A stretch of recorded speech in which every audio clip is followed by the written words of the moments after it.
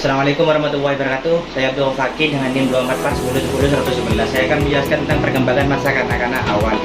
Perkembangan fisik dan kognitif pada anak usia dini, perubahan fisik. Yang pertama, perubahan fisik, pertumbuhan dan perubahan. Selama masa kanak-kanak awal, pertumbuhan melambat dibandingkan dengan masa bayi, tetapi tetap terjadi secara stabil.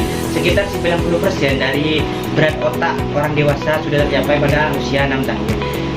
Koneksi antar sel saraf tetap berlanjut hingga dewasa. Perkembangan motorik kasar. Mereka belajar melakukan aktivitas fisik seperti berlari dan melompat.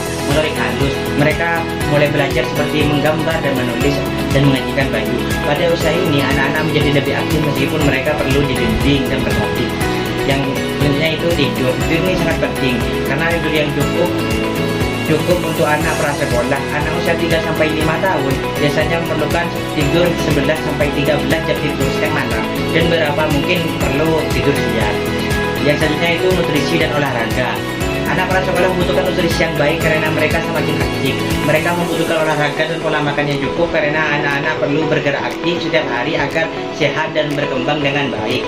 Penyakit dan kematian. Anak prasekolah rentan terhadap cedera karena tingginya aktivitas dan pemahaman mereka tentang bahaya yang terbatas. Pentingnya pengawasan orang tua untuk melindungi anak dari cedera karena mereka yang belum memahami akan bahaya atau resiko. Yang kedua itu perubahan kognitif.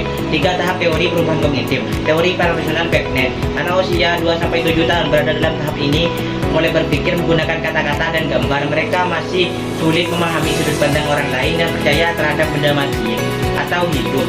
Atau animisme. Kemampuan berpikir mereka masih terbatas dan lebih mengandalkan firasat. Yang selanjutnya itu teori Vygotsky.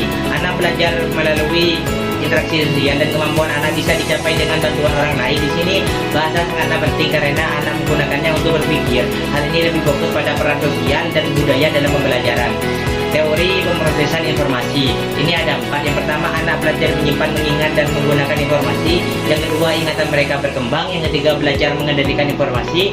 Yang keempat, mulai mengerti bahwa orang lain punya pikiran dan perasaan. Kemampuan ini penting untuk belajar dan bersosialisasi.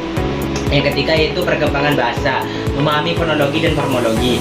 Mempelajari bagaimana bunyi membentuk dalam suatu bahasa seperti mengucapkan antara huruf P dan B. Sedangkan morfologi mempelajari struktur kata dan bagaimana suatu kata dibentuk seperti pelaku yang artinya orang yang melakukan. Selanjutnya itu perubahan dalam sintaksis dan semantik. Saat anak-anak tumbuh, mereka mengembangkan pemahaman yang lebih baik tentang sintaksis, aturan bagaimana kata-kata digabungkan, atau semantik, makna kata dan kalimat. Seperti contoh, sebelum dia ada perkembangan, dia hanya bisa mengucapkan saya punya kucing.